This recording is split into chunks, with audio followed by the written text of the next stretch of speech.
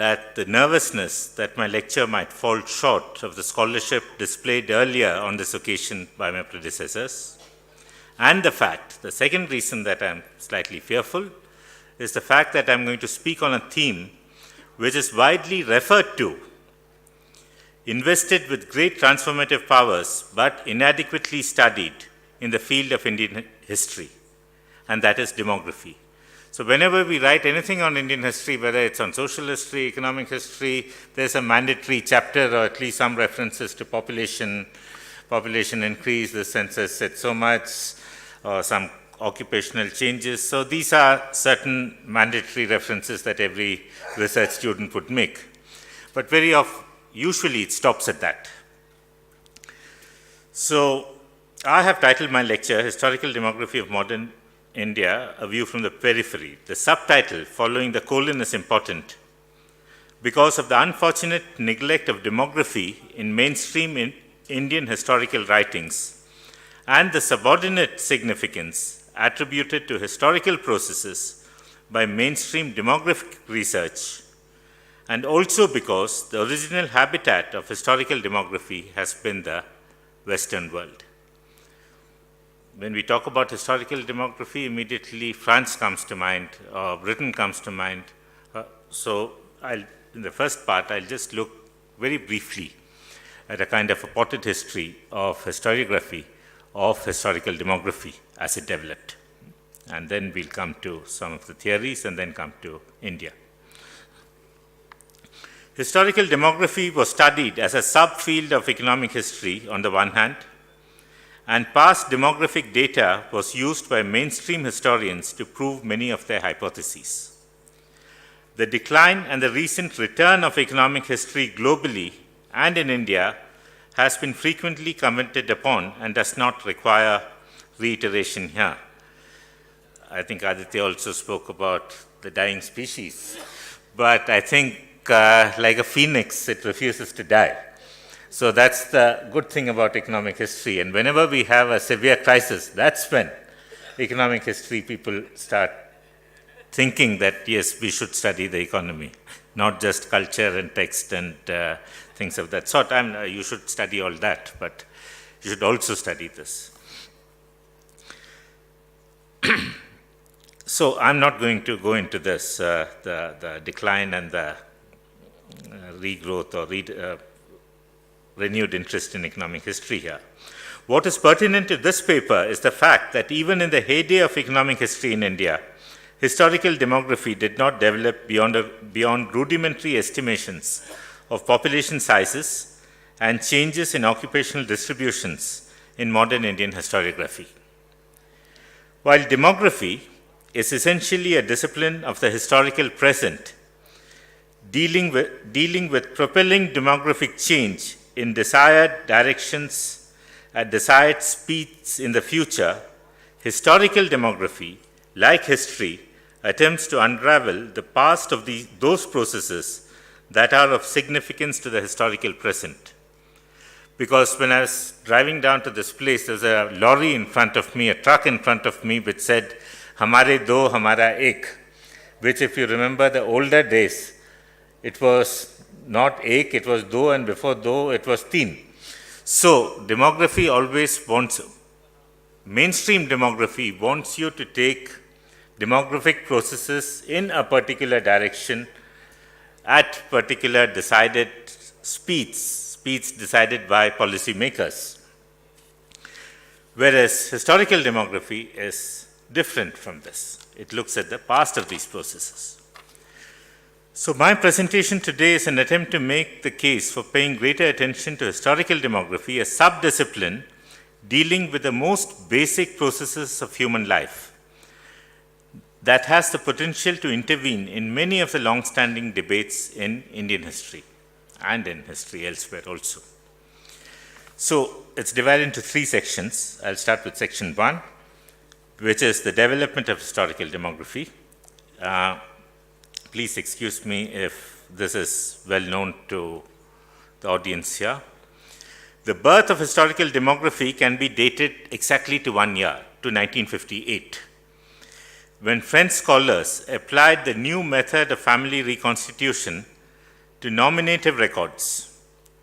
Pierre Goubet, who was associating with this French demographer called Louis Henry, Pierre Goubet, the economic historian interested in subsistence crisis, and Louis Henry, who was trying to determine levels and patterns of natural fertility, collaborated to create this new field of social scientific research.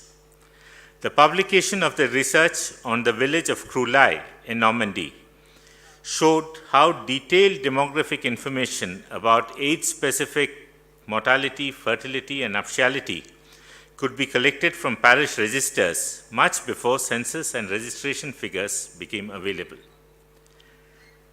Louis Henry, the demographer, hoped that by subjecting the reconstituted families to rigorous scientific investigation, the true laws, and there's a quotation actually, the true laws of population valid over long periods in time could be discovered. However, Goubet, the economic historian, remained unconvinced. He was quite skeptical of having these true laws over long periods of time being established once and for all. Goubet's skepticism of Henry's hope of discovering long-run laws discounting historical context continues to be shared by historians when claims are made by social scientists for time-invariant social models. Now, this is not to do only with historical demography. It applies very well to many kinds of economics or sociology or anthropology also. Anyway, soon after Henry's study of Crouly, English scholars followed suit with the establishment of the Cambridge Group for the history of population and social structure at Cambridge in 1964. Please do not confuse the Cambridge Group with the Cambridge School, okay? Yeah. They are quite different. English historical demography, under the auspices of the Cambridge Group, went beyond family reconstitution and the study of short-run time series of prices and wages in the French tradition. The Cambridge Group studied the homeostatic nature of demographic regimes and went on to explore the Malthusian preventive check, which in turn led them to study the household and the family. So there are references in the paper. Look at Peter Laslett, one of the names which would be familiar to students. The Cambridge Group also made important technical contributions in the form of back projection, overcoming the slowness and tediousness of family reconstitution. This method permitted linking of baptism, marriages, and burials to later census data to yield aggregative demographic measures for the earlier period, exploiting the mathematical principle of weak ergodicity. Historical demography, however, has not been restricted to France and England. Scandinavia, Holland, Italy, Germany, Poland, Romania, Czechoslovakia, all of them produced significant research in this field subsequently. In the non-European world, demographers working on China and Japan have taken the lead in analyzing new sources, namely genealogies in demographic and social economic reconstruction. Genealogies were used on a very large scale by historical demographers working on China. The mortality decline in Europe, the causes for 19th century population increase, economy demography interactions, nuptiality, fertility control, and institutional correlates of demographic change are some of the well-researched subjects of Western historical demography. Now, in the 1960s, there was a Princeton-based European fertility project which studied aggregate data to test some of the main theories of demography. One, fortunately, demography didn't have many theories. So what they call theories, one of the things that they call theories is more of a descriptive model, but it's been called the demographic transition theory, the class. So the demographic transition theory the demographic transition theory said that first you will have high fertility and high mortality and population will not increase. In the second phase, you'll have falling mortality and fertility remains high, leading to increase in population. And in the third phase, you will have mortality continues to fall, but fertility falls even faster, leading to a slow, gradual contraction of population. So this is a global tripartite division of historical change in the change. This was known as the classical transition theory. I'll come to it in a moment. So the Princeton scholars tried to see whether this actually held or not. Now, whether this could be actually validated or not. In order to do so, they looked at historical data from Europe.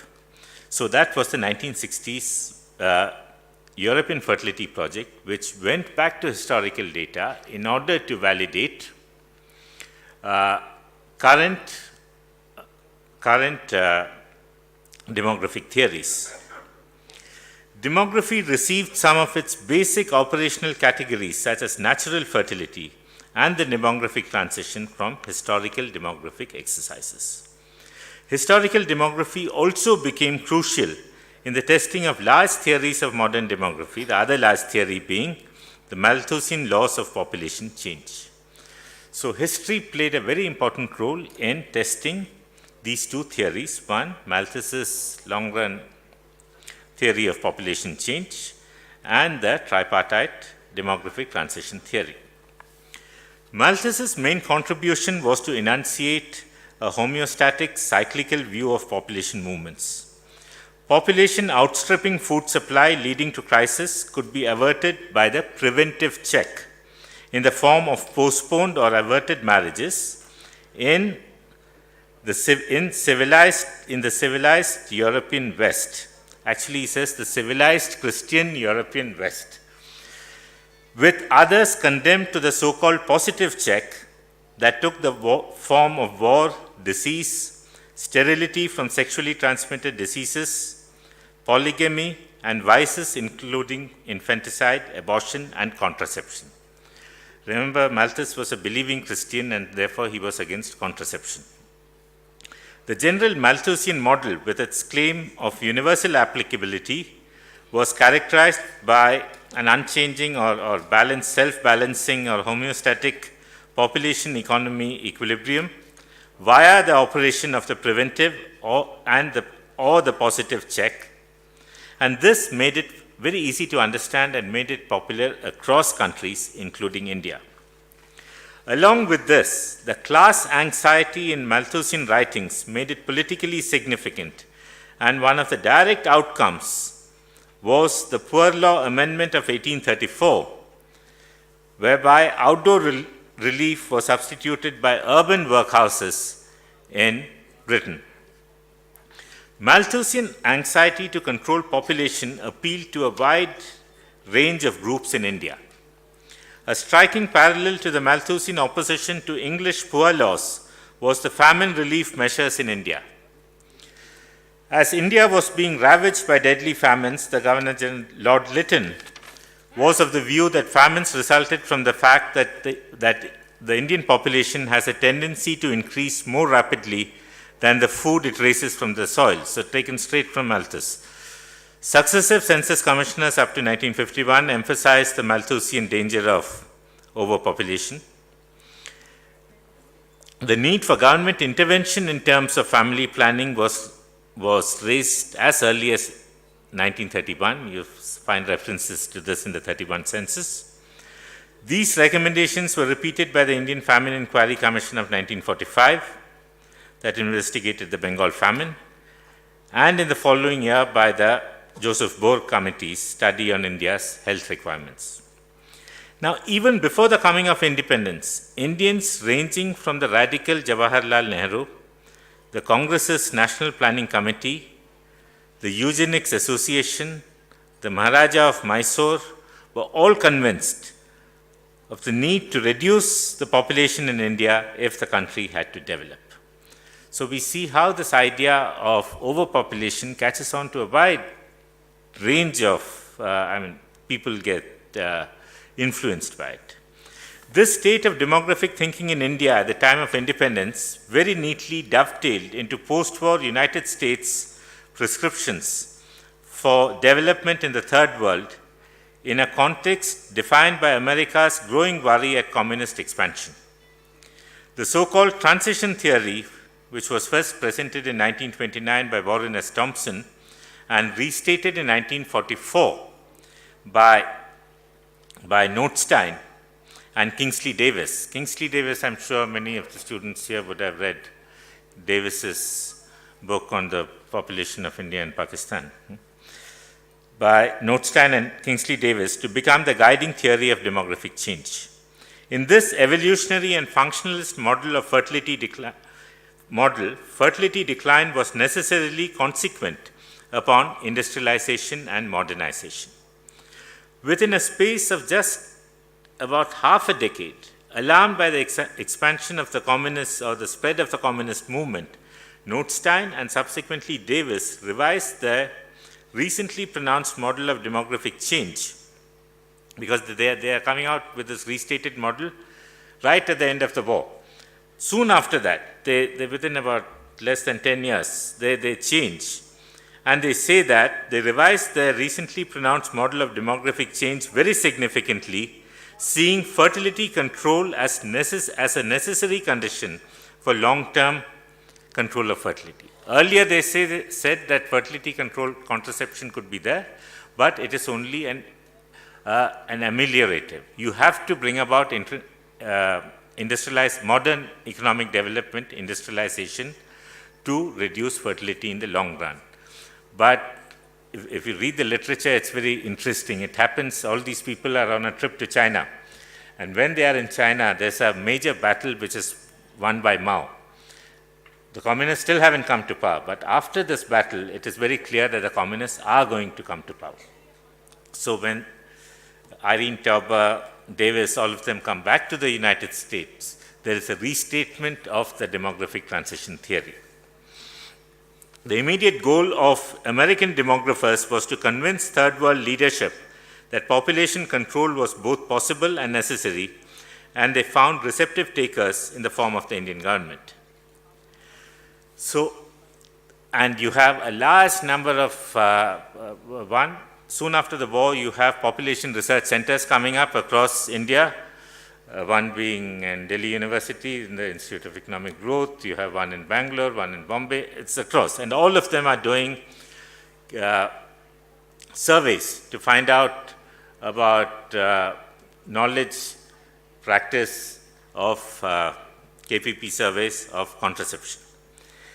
Now, one surprising lacuna in the intellectual history of demography has been the failure to take note of Karl Marx's observation that there was no one universal law of population. Unfortunately, this warning has not been heeded by the Marxists themselves. Now, Robert Brenner had argued in this debate, and I quote, "It is the structure of class relations, of class power, which will determine the manner and the degree to which particular demographic changes will affect long-run trends in the distribution of income and economic growth, and not vice versa." So clearly it says that demographic change is secondary to economic growth and changes in class relations. It seems as though this hesitancy to concede the explanatory potential of demographic change on the part of modern-day Marxists stems from their tendency to extrapolate retrospectively the Marx versus Malthus polemics. In Capital 1, in the first volume of Capital, Marx wrote, and I quote, "In fact, every historic mode of production has its own special laws of population, historically valid within its limits only," unquote. So the context is forgotten, both by the context being important to how important or how unimportant the demographic variable is very often forgotten by Marxists as well as by non-Marxists. While rejecting Malthus for his assumption of unchanging technology and a simplistic belief in population outstripping food supply leading to crisis mortality, it must be remembered that in pre-capitalist economies, the bulk of the population lived very close to subsistence. Any adverse event or combination of events threatening that delicate balance could lead to significant excess deaths and reduced births and delayed marriages. But these shocks always acted via existing institutions and configurations of social power. Therefore, the demographic consequences of drought and disease were always socially mediated. At the same time, social arrangements, despite their variations, made some groups more demographically vulnerable to high mortality, morbidity, and even fertility. Now I come to India, and it's a very, very brief survey because the organizers had very brutally put a limit of, I think, 5,000 words, including footnotes or something. So much of what Irfan Saab and what Professor Shireen Musfi has written on occupational structure is not here because I was asked by her not to exceed. So it is just confined to modern India. Otherwise, it would be interesting to look at how medieval historians have looked at the demographic variable. Now, coming to India, we find that till the 1970s, all research publications on the demographic past of India dealt with estimating population sizes for different parts of the country at various points in time. Since Moreland's publication of India, The Death of Akbar, a number of scholars have speculated on the size of the population for different parts and for the country as a whole. The first and only comprehensive work on Indian historical demography is Kingsley Davis's Population of India and Pakistan, which was published as far back as 1951, and it is based entirely on census data. And Kingsley Davis writes his book without ever seeing India. He never sets foot in India. Davis's book is at its weakest when it comments on non-demographic influences on population change. For instance, despite the evidence of increasing mortality in the late 19th century, he goes on to write, and I quote, "During the 19th century, when the effects of peace and order were being felt, there was a general impression that India's population was growing fairly rapidly, a fact which was apparently not true in previous centuries." Davis again betrays remarkable faith in the benign impact of British colonialism in India. The first effect of European control in India was to lessen warfare and banditry, and later to reduce famine and disease. Without this outside stimulus, it is doubtful if India's condition would have changed for several centuries. Unquote. This is a quote from Davis. Further, Davis's explanation for the control of famines was the development of roads, railways, and irrigation by the British. Modern medical advances are argued to have checked epidemic diseases. To explain the reduction of famine mortality and intensity in terms of irrigation is questionable. In the first 43 years of the 20th century, the country remained free of any major famine. However, the percentage of irrigated area to total cultivated area increased only marginally from 20% in 1901 to 23% in 1930. Improvement in communications is also an inadequate explanation for controlling famines. Better communications can theoretically reduce the risk of famine and intensity by ensuring more stable food supplies. But if there are more stable food supplies, it should reflect in terms of food prices being more stable. However, famines recurred repeatedly in the years up to 1900. For the period 1865 to 1900, the coefficient of variation in the prices of wheat and rice fell from more than 40% to nearly 20%. So if this massive decrease in price variation could not prevent famines, it is difficult to argue that a subsequent fall in this index by just about 5% could lead to the stopping of famines, or nearly, other than the Bengal famine. Now, after Davis, we find that there are demographers who wrote on on matters which had a bearing on Indian historical demography. One was a monograph by Sudhanshu Bhushan Mukherjee on the age structure of the Indian population, once again based on census data.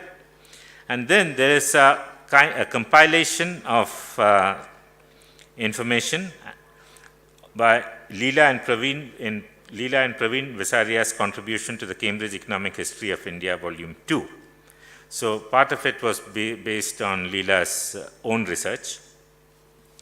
And here again, we find that despite collating and describing the main sources of Indian historical demography, the contribution is limited by an absence of rigorous connections between demographic trends and historical developments. For instance, the slow rate of population increase up to 1921 is ascribed to high mortality that was primarily related to waves of epidemics. What remains unexplained is why these diseases suddenly lose their lethal power in the 1920s. Again, political stability under British rule is offered as one of the explanations for faster population growth in the period 1800 to 1850 compared with the preceding 50 years. It's largely taken from Kingsley Davis's explanations. If this indeed was the case, then we should find the rate of growth accelerating in the years between 1850 and 1871, which it didn't, despite the fall in diseases. Because this is also the time when Pax Britannica really struck deep roots in India. And that is the time when you have massive excess mortality.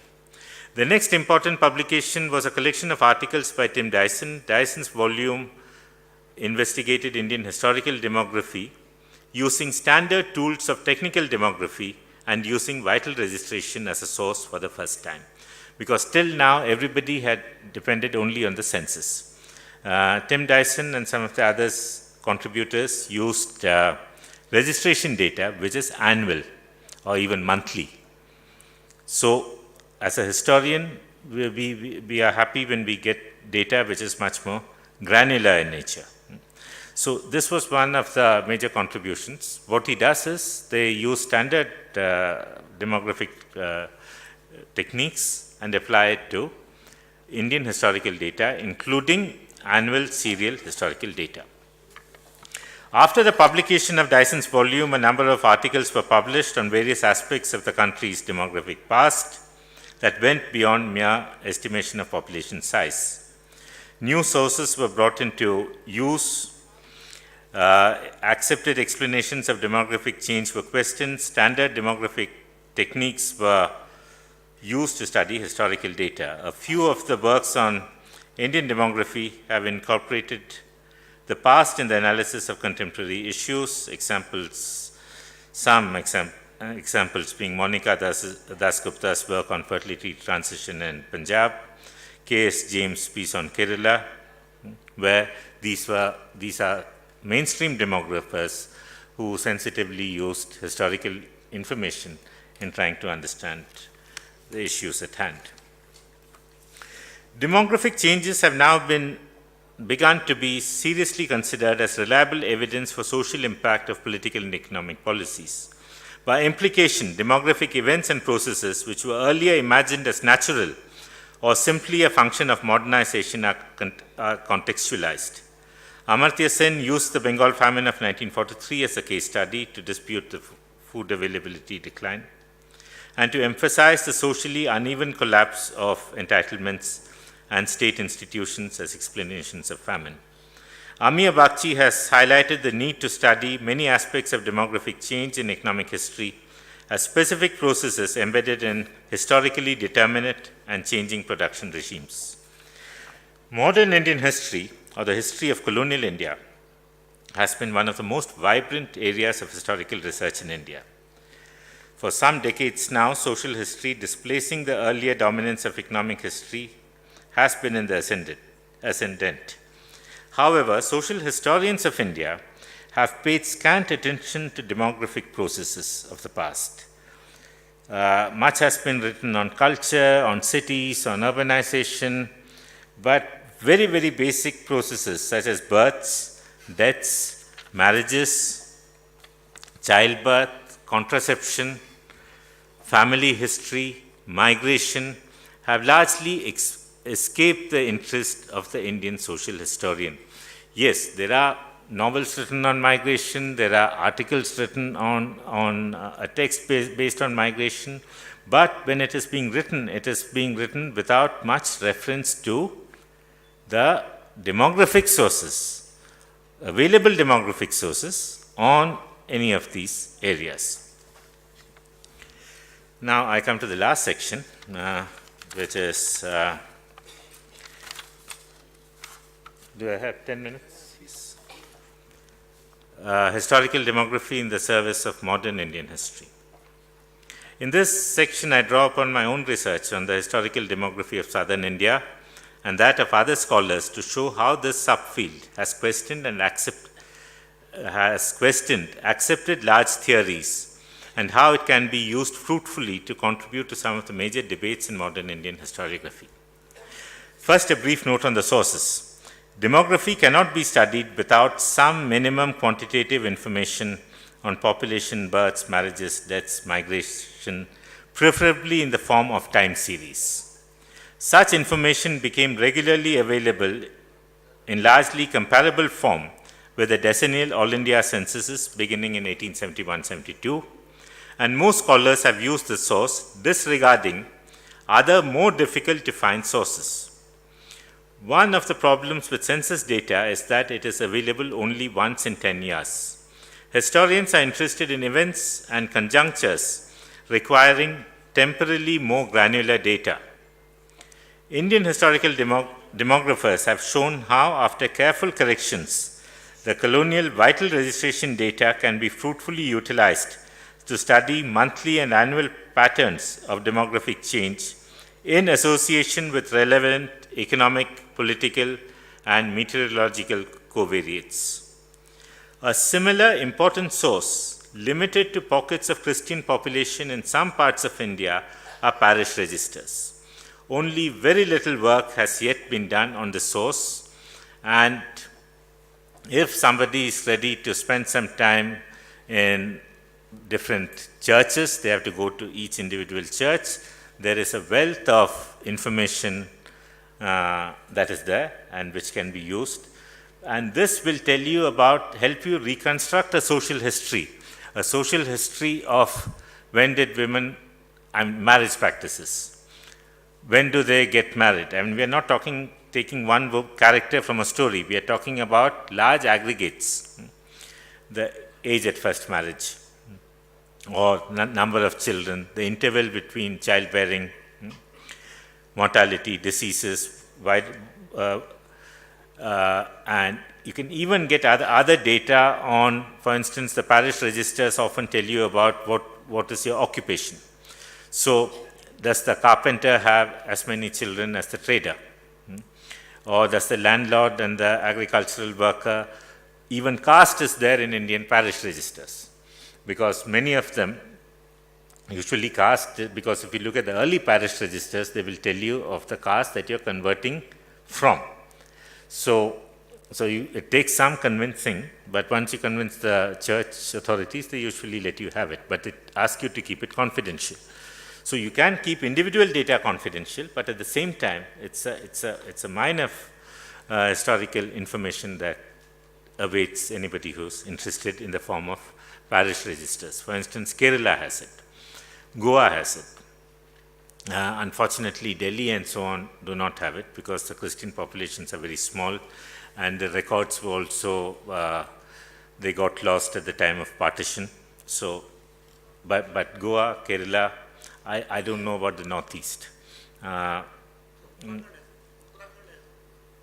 Uttarakhand will again have, where you have a colonial civil station or a military station, you will have it. But it becomes more interesting when you have large parts which are representative of the Indian population who can be found in these records. The other problem with these records is you find it in Bombay, you find it in Pondicherry, but these are bad places to do this analysis. Why? Because a lot of people are coming into Bombay and a lot of people are leaving Bombay. So you cannot trace a family. So this is called the problem of leavers and stayers. you don't want too many levers. So this is a very, very important source that can be used. It has been used by some historians. In fact, K.S. James has used it for Kerala. Iruday Rajan used it for Bombay, but Bombay has this problem which I just told you about. So it can be used, and you can bring all these techniques which have been developed in France and in Britain to analyze this material. Now, let us first see how Indian historical demography has challenged some of the guiding principles of mainstream demography and economic thinking. Indian historical demographic evidence has clearly refuted the Malthusian claim of overpopulation leading to excess mortality, and the claim that the preventive or prudential check was practiced only by the advanced Christian West. Between 1871 and 1921, the population of colonial India grew at an annual average rate of 0.37%, while during 1921-41, the rate of growth of population sharply increased to 1.22%. However, India was racked by a series of frequent and deadly famines when population growth was very slow. And it starts declining when population growth became quicker. Again, controverting the Malthusian claim, it was precisely when the agrarian frontier was rapidly expanding that episodes of famine mortality were most frequent and deadly. Secondly, the preventive check in the form of averted or delayed marriages was widely evidenced in 19th and early 20th century southern India, thereby denying the West any exclusive claim over this form of fertility control. The Brahmanical proscription of widow remarriage also served to avert births in many parts of the country. Further, in some places, the so-called positive check and the preventive check worked together. It wasn't as if you have the positive check, if you have the preventive check, the positive check is not significant. Or if you have the positive check, then the preventive check is not powerful enough. Both are seen to have worked together, especially in the Deccan districts of the old Madras presidency. After 1921, there is a pervasive improvement in mortality across the Indian subcontinent. The exact timing of the sustained fall in mortality did vary, but mortality had begun to decline after the influenza pandemic of 1918. In the absence of any real welfarist state intervention, colonial Indian demographic processes were largely, within quotes, natural. The deadly triad of monsoon failure, profit-driven market forces, and diseases continued to severely limit Indian life expectancy till the second decade of the 20th century.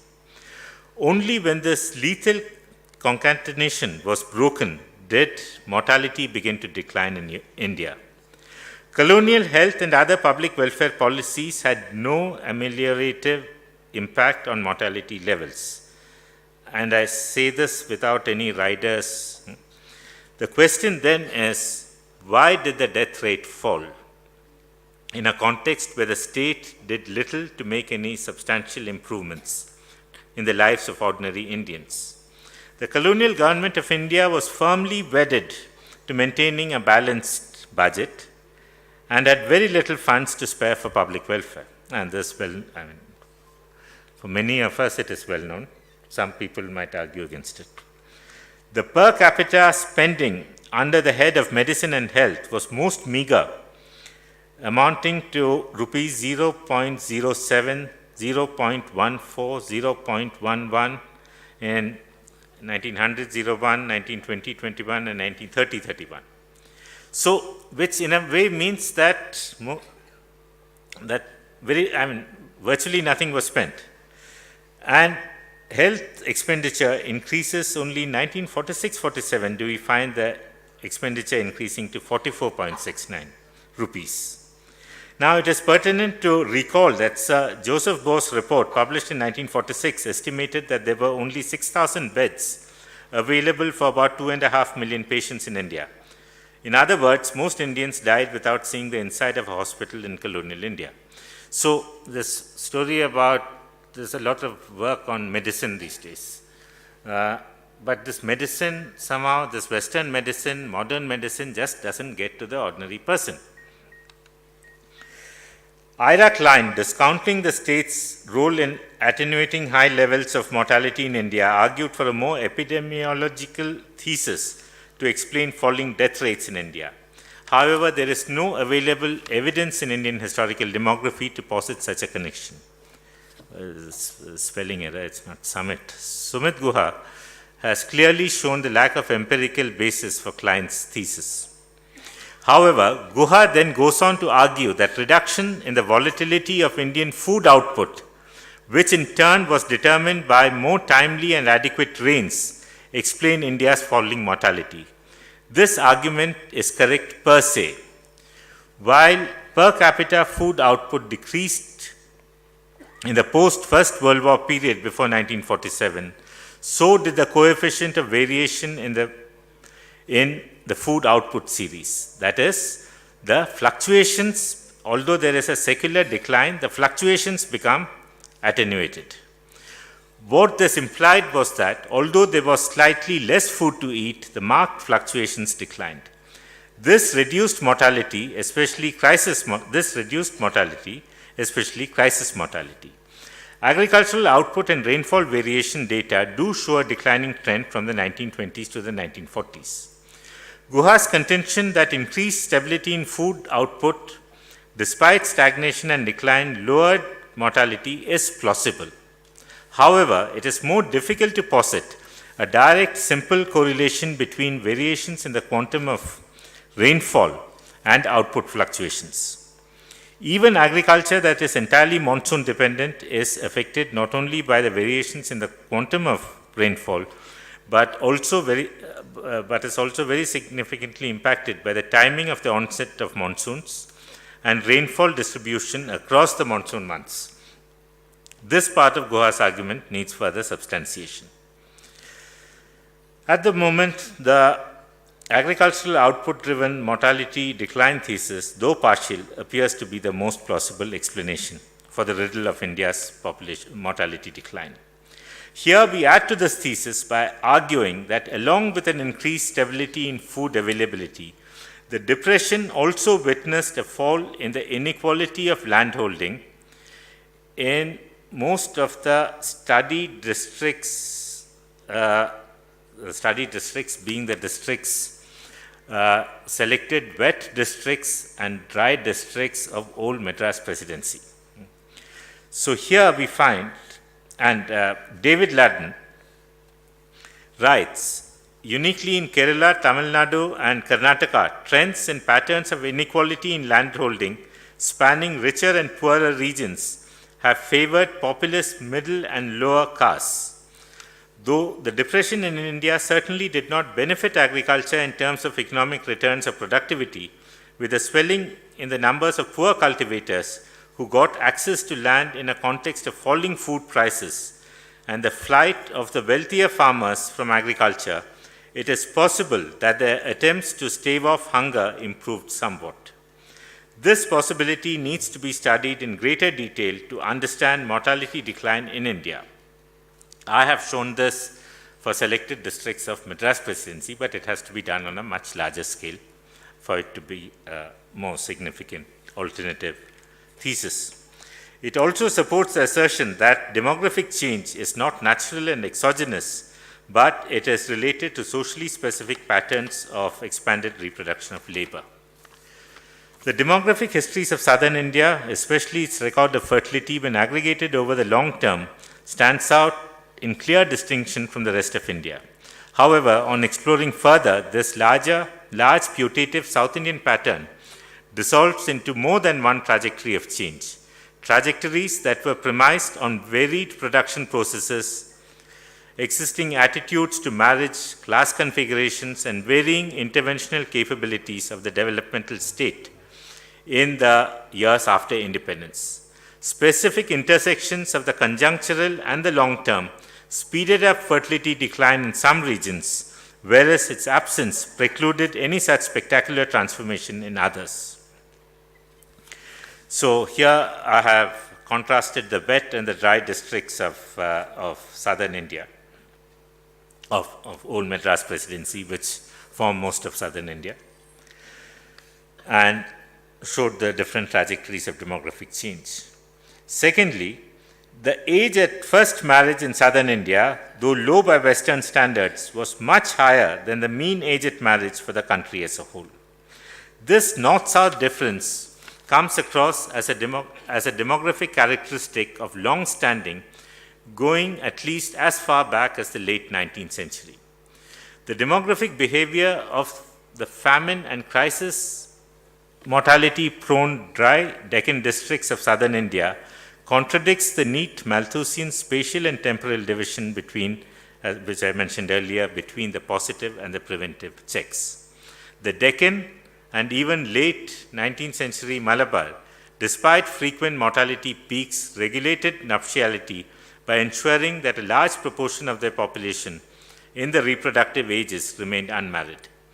The existence of such fertility-reducing practices amongst the dominant castes in the pre-mortality and fertility decline period in some of the districts appears to have facilitated early parity-dependent control in the 20th century. So it has a kind of a path-dependent characteristic to it. When mortality declined and population began to increase rapidly, and modern means of contraception became available. So places where there was some kind of fertility control accepted these modern methods of contraception and fertility control much more easily and much more quickly. After 1947, the welfarist state intervention in the countryside increased to unprecedented levels. For India, government spending on health and education per capita increased from an average of 0.67 in 1900-01 and 1930-31 to 5.5, 16.2, 86.3 and 189.5 through between the first and the seventh five-year plans, with health expenditure peaking in the 1980s. If we look at the percentage of total state expenditure, total state government expenditure devoted to health, we find that the southern states of Kerala and Tamil Nadu, the pioneers in achieving low fertility, were not the highest ranking states in terms of spending on health. Welfare schemes performed dismally in precisely those regions of the country where traditional structures of power based on landlordism and caste held sway without significant challenge and change. Although more money was spent in many other parts of India, where earlier forms of landlordism and caste control could not be challenged, it didn't have any very beneficial health outcomes. Once again, we see that the level of mortality and the stability or lack of it captured by the coefficient of variation in the crude death rate in the pre-transitional demographic regime played a major role in determining the timing of the later fertility transition. Broadly, famine districts characterized by high and fluctuating mortality accomplished the fertility transition later than agriculturally and economically more secure regions. Finally, the demographic record, especially population growth rates and mortality, can be used to intervene in some of the long-standing debates in modern Indian history. Reference has already been made to the conclusive evidence that colonial rule did not, for the most part, bring about any improvement in survival chances for Indians. The deindustrialization debate based on census occupational data is well known and does not require recapitulation. It's one place where conventional census-based demographic data has been used very fruitfully. The revisionist scholarship on the 18th century in Indian history has largely argued its case from the vantage point of the market to argue for a seamless, within quotes, transition to colonialism. I've heard of transition from feudalism to capitalism, but now we are told that there was something akin called a transition to colonialism, with a progressive expansion of commercial activities. Expanding commerce is put forward as a proxy for more general economic growth. If indeed there was such pervasive economic growth, this should have resulted in bettering human survival and consequently population size. However, the demographic record of abrupt depopulation, deserted villages, increased frequency of devastating famines, and slow population growth, evidence for which is available from different parts of the subcontinent, goes against this view of progressive economic development and suggests a violent rupture that spanned the late 18th and early 19th centuries. I end with another example taken from the end of colonial rule and the beginning decades of independence. Life expectancy in India continued its post-1921 path of secular increase, improving markedly during 51-61. However, these gains in mortality had to wait for another 2 decades to result in changes in fertility. As adequate improvements in infant and child mortality, health delivery, education, and wages persisted in being geographically very skewed and exhibited long-run continuities. The historical demography of post-independent India faithfully mirrors the varied development trajectories of the different parts of India and the incompleteness of the development project. So, for historians some historians are scared of numbers, I will end by saying demographic history should always start with numbers but should never end with numbers. For this preferred goal to be achieved, we hope that in the future, demography becomes more historical and history sheds its distrust of numbers and begins to inquire into demography as an endogenous and socially mediated variable in historical change. Thank you.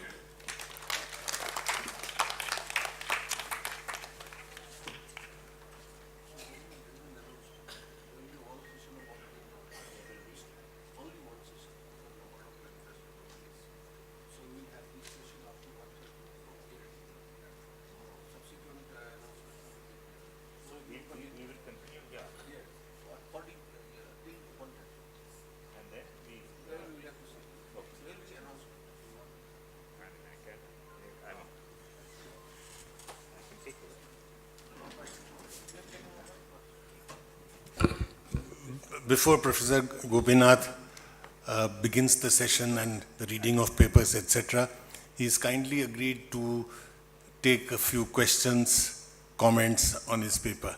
If anybody wants to raise any question, you're most welcome. Doesn't matter, we always break precedents. That's good. If anybody wants to raise a question, you're most welcome.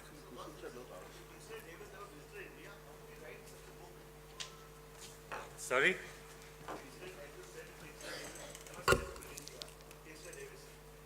Yes. Because all the census reports are available in the US. In fact, they have much better records in Britain of registration data than you have in the National Archives. The National Archives stops in 1921. London School of Economics has the entire series. And census data is available everywhere. So, that.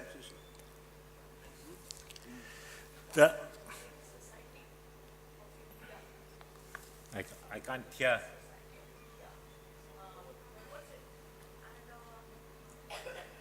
Madam, I can't hear you. Can you come up and speak, please? Is there a mic somewhere?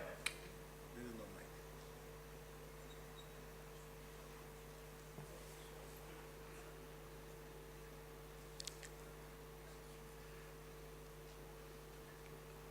Well, as she comes down, let me make an announcement that immediately after this, we will continue in this very hall till 1:30.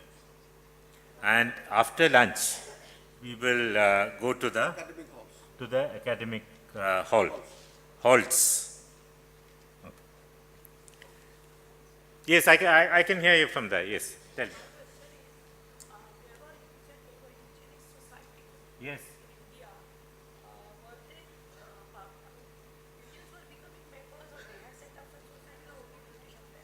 No, Indians had set up the society because the eugenics movement, as it became very popular in Europe, some Indians also started taking an interest.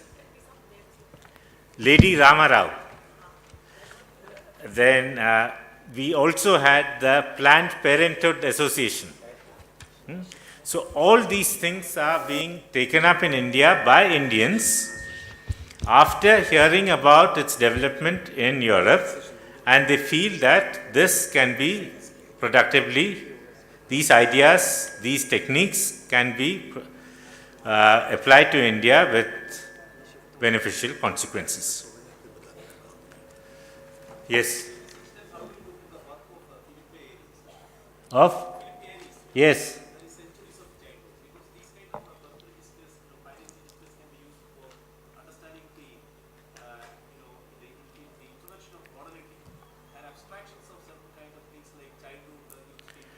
Yes, yes.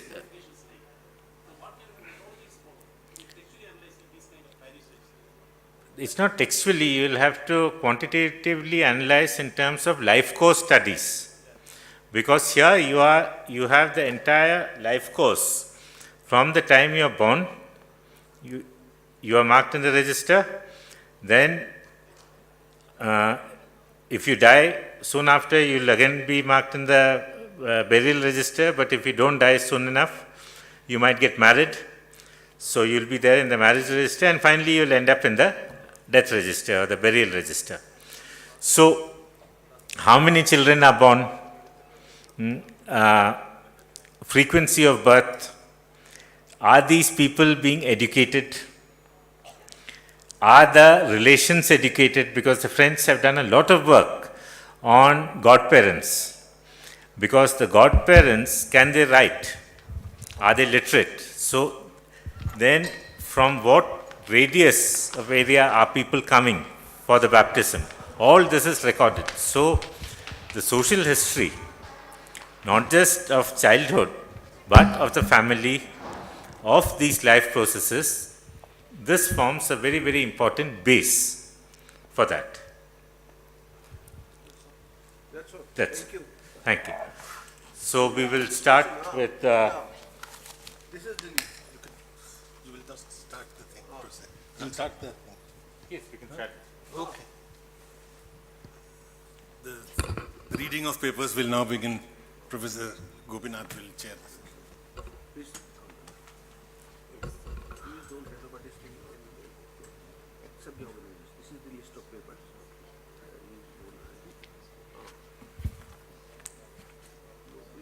So, we go in this, we go in this order. Okay, the first lot of papers is Princely States. Princely States. The first paper is by Pradeep Kumar Deepak. Is Pradeep Kumar Deepak here? No. The next one is H. Munavarjan and M. Siddiq Ahmed. Are they here? No. Third is by Shahina Bano. Is Shahina Bano here? Fourth is by Sharmila Srivastava. Please come. Yes, yes. No, my pen is there.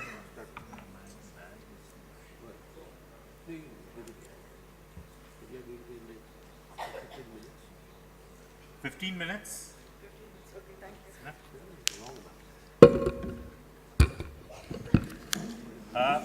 Sharmila's paper is Paris Coffee Contract from Monopoly to Free Trade in Mysore. Yeah, thank you.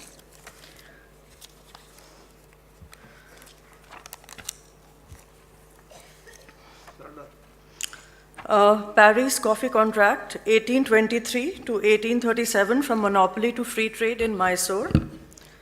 Coffee, a pre-colonial peasant crop of Mysore, entered its commercial and plantation phase with British domination over the state in the 19th century. Coffee was cultivated to a very small extent at the beginning of the 19th century. You have a paper? Yeah, Yeah. But I had submitted it. Here it is. Should I continue? Okay.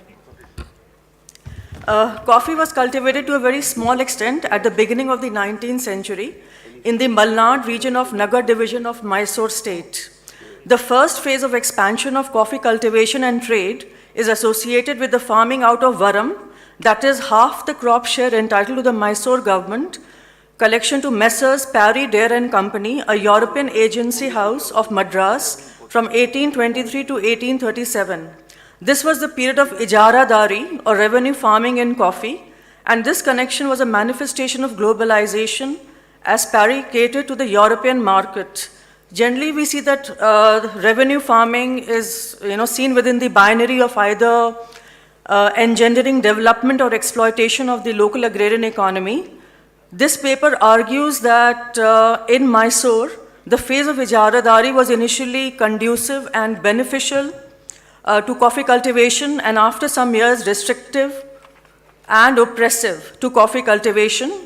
And the workings of the ijaradari and mechanisms of control, and the two mechanisms of control that I look at are the advanced system and the pass system or the rahadari system, how they helped in initially benefiting development of coffee cultivation and then restricting it. We see that the farming out of the revenue by the Mysore Maharaja in 1823 can be associated with the inability of the native government to collect tax on its own and pressures of colonialism. And the Parry's involvement with coffee is the first European example of involvement both in cultivation as well as in trade. And Parry, Dare and Company also established plantations in Mysore, and therefore it can be seen as an intermediate stage between pre-colonial native peasant cultivation and establishment of European coffee plantations. So we have 15 years of ijara dari in Mysore coffee, and the firm operated through its intermediaries, both European as well as native agents, and Parry's contract was utilized to stimulate and expand coffee cultivation in Mysore.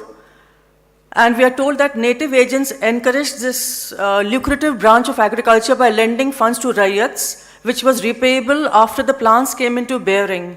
These advances were used by the ryots to start or expand coffee plantations and pay their annual kists on other crops and to pay off the merchants.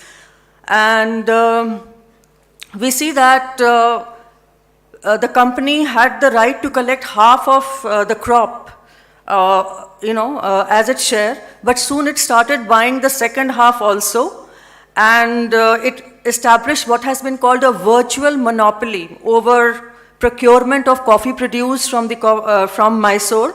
And this virtual monopoly was helped, because they gave advances for cultivation, and also because, they controlled the movement of coffee from the coffee producing taluks through the rahadari or the pass system. We are told that written agreements were signed between the ryots as well as the coffee department of Parry's, and very, very small quantities of coffee, that is 1 seir, that is less than a kilogram of coffee, was also procured, which means that very small ryots were also taking part in this, relationship with Parry's. And initially, the Parry's contract had a beneficial impact on coffee cultivation. We are told that there was expansion of cultivation, expansion of varam that was being collected. And this virtual monopoly, like I stated earlier, was helped to the rahadari system. And this rahadari system or the pass system was that a pass had to be issued by Parry's or their agent. No coffee could be taken out of the coffee producing taluks unless it was covered by Parry's pass. And this was done to ensure that the full delivery of crop was made to Parry's and to curb coffee smuggling. And Parry's contract, which was initially for 10 years, was renewed in 1832-33 again. And taking advantage of this prolonged monopoly, we see that the company reduced the price at which they would procure coffee from the ryots from rupees 4 to rupees 3 per mond, which did not go down very well with the peasants. Apart from this, the restrictive pass system was sought to be renewed all again and imposed on the peasants. in order to ensure that there was no coffee smuggling, and a penalty was also imposed. And the agents of the company were also accused of underweighing the coffee crop which was being supplied to them. And this underweighing would have meant that the relationship of dominance and the relationship of financial control which was being exercised could not be shaken off very, very easily by the peasants. And in 1835, we come across the fact that the local agents of the company asked for official help in procurement of coffee produced from the coffee producing taluks, which meant that the peasants were not ready to supply coffee to them at, at the given rate. And it is also indicative of the fact that there was large-scale smuggling of coffee going on, and the peasants were not ready to give, coffee to the company, despite the fact that they had taken advances to supply it to them at the rates. And we see that this Paris contract was becoming unpopular with the peasants, and the peasants accused the Paris agent of taking advantage of this relationship and how they had fallen, and I'm quoting, unavoidably and hopelessly in debt in many cases. And there were also accusations of exactions and fraud against the company by the ryots.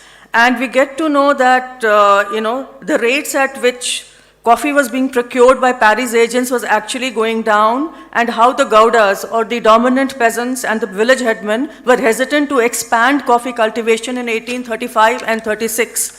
And we see that other traders, both Indian as well as foreign, wanted to procure coffee from the coffee producing taluks, which they were not being allowed to do because of the restrictive contract and the pass system. And there were accusations and counter-accusations between the agents of Paris and other merchants regarding whether, they could take out coffee from the taluks or not. And herein comes the role of the British administration. We see that the British administration took keen interest in encouraging coffee cultivation in Mysore, and extension of coffee plantations was considered by Commissioner Cubbon to be a matter of great importance for the prosperity of Mysore. And the British tax policy was related to the interlinked goals of encouraging coffee cultivation, augmenting state revenue, and general development of the Malnad region.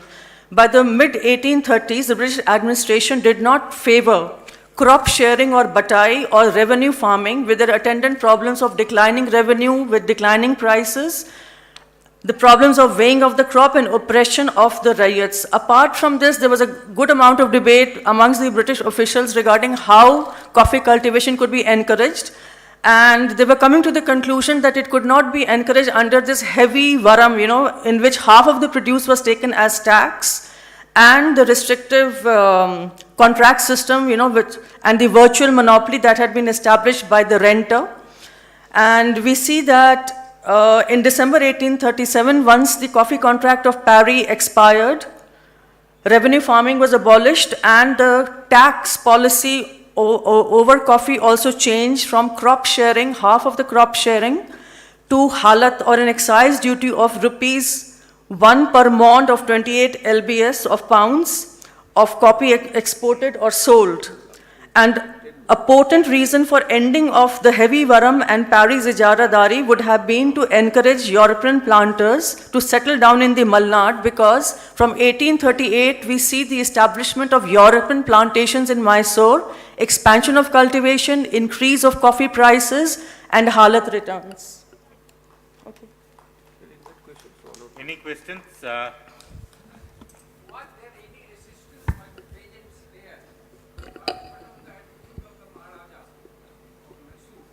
Okay. See, as far as resistance to the peasants go, we get to know from the sources, and I have looked at official sources, that the peasants were quite unhappy with the extension of Paris contract. Initially, they were happy, and the agents were also popular with the local ryots, and then they were unhappy with them. Apart from that, I haven't come across any resistance as such, apart from the fact that at the local level, the superintendents of the divisions in Nagar and Ashtagram, they were aware of the fact that the contract was becoming unpopular. And the Mysore Maharaja was there, But the Mysore Maharaja, you know, was under the control of the British administration, and in 1831 October, from 1831 October to July 1881, Mysore is under direct British administration, and the second coffee contract of 5 years is given to Paris under the British administration by Mark Cubbon. But we see that the British were interested in. Okay, that's got it. that point. Any other question? Just 2 points that I wanted to make. One Yeah. is Buchanan, he wasn't Buchanan Hamilton at that time. He was Francis Francis Buchanan, Buchanan. yes. Okay, Yeah. when he's there. Second thing, it has something to do with the price decline, the depression. You know, in have 18th, mentioned, yeah, just a minute. In 1831, there is a Nagar rebellion. And if we look at the data that is available to us, we see that there is decline in the in procurement of coffee and in Varam. And in 1833, there is a depression, all over India because of what is happening in Europe. So we do see a decline, in the collections. But if we look at tax collections from coffee, then there is always a variation. Always a variation. It could be that when prices are going up, they are happy to expand initially. No, but what I have argued in my paper is that when there is renewal in 1832, they utilized the prolonged monopoly that they were enjoying to reduce the procurement price, and the peasants could not do much because they were heavily indebted to Paris. So their freedom to operate was not enough, and that is why I have called this paper From Monopoly to Free Trade. From one monopoly player, there's going to be, with the ending of the monopoly, there are going to be new buyers, and this is going to increase the prices for the ryots. And this is going to also expand coffee cultivation, because that was the logic that the British administration was following in Mysore at that time. I mean, if you look at the combination of factors. Thank you. I have to give you this. Next is Kamal Singh. Is Kamal Singh here? After Kamal Singh is not here. Umar Majid.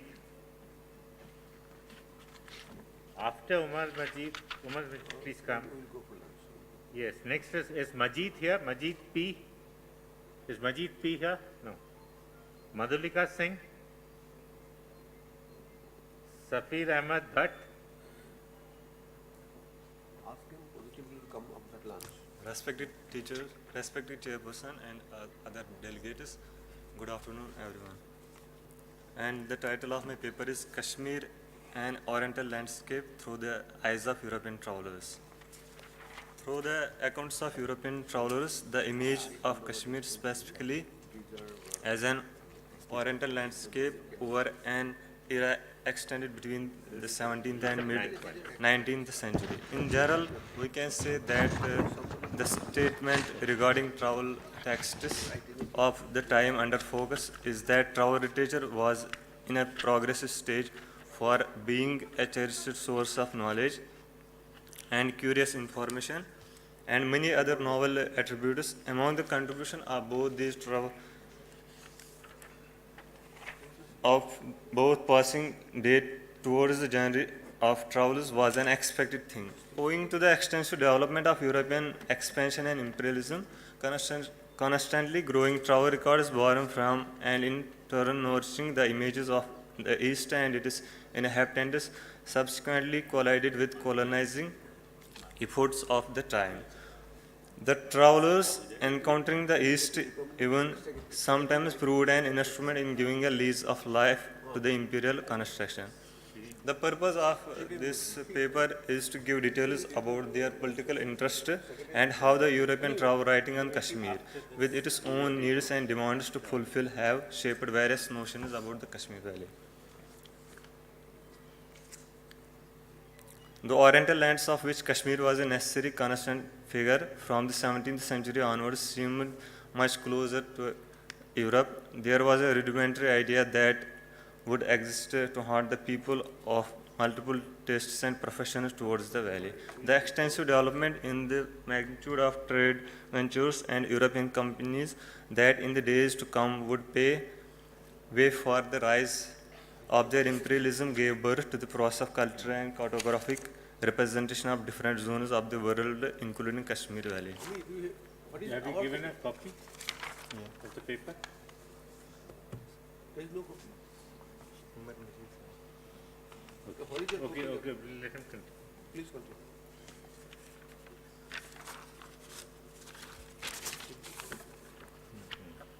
Conceived as the primary eyewitness and even based on observation echoing dramatic situation of personal encounters of European traveler in the foreign lands, travel narratives fascinatingly enjoyed wide popularity over a long span of time. The travel narratives as the representatives of the East were much more than simple geographical description. According to Michael Harrigan, he says that they were also planned to divert, to entertain through accounts of dramatic situations, monstrous events, and unsolicited people encountered by the travelers. So, Kashmir Valley as a travel-proof center to various travel accounts maintained by European travelers emerged at a time when travel narrations were considered very much a bearer of new knowledge and information from a world which remained in large part unknown and which evidently awaited a receptive European public. Located in the east, almost akin to the other regions of east, it generated varying amounts of information depending on the level of contact European and British travelers maintaining with the region. This is comprising a Kashmir, and therefore it was presented to the European audience through the travel narratives for a significant period, till it finally came under Western imperial domination. As an oriental landscape, Kashmir was a host of exotic land surfaces with the people of divergent kinds, their different traditions, culture, and religious beliefs, and ultimately the most diverse identities. Conclusion. Okay, sir. Conclude. Conclusion. What are your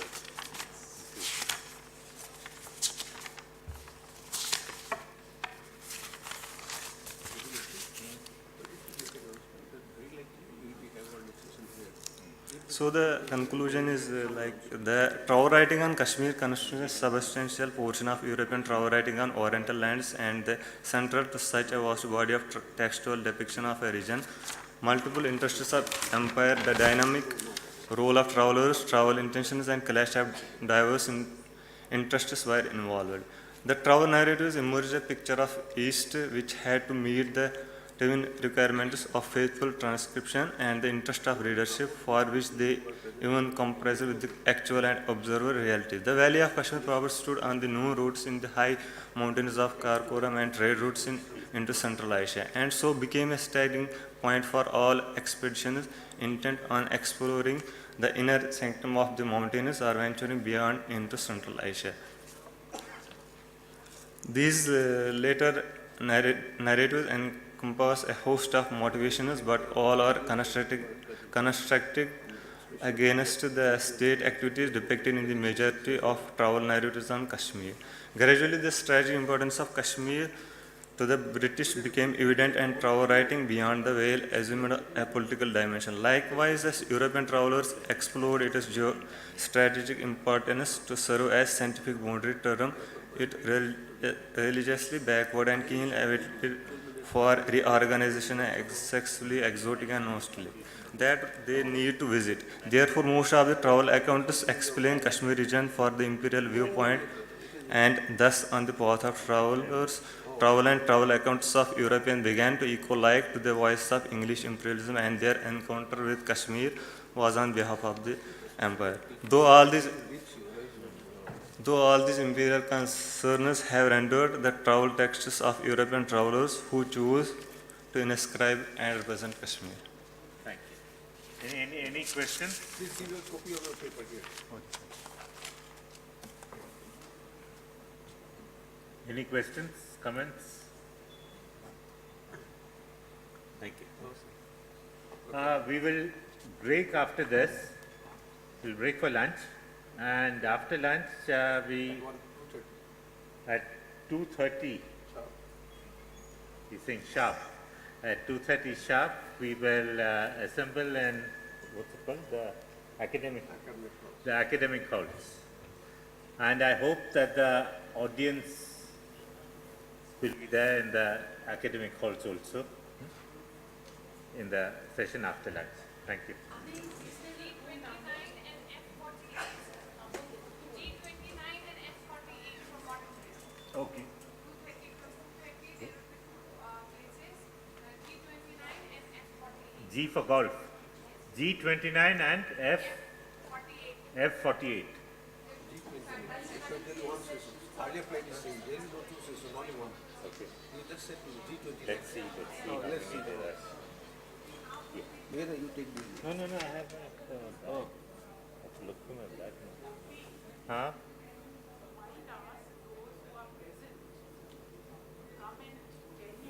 Yes, that's what.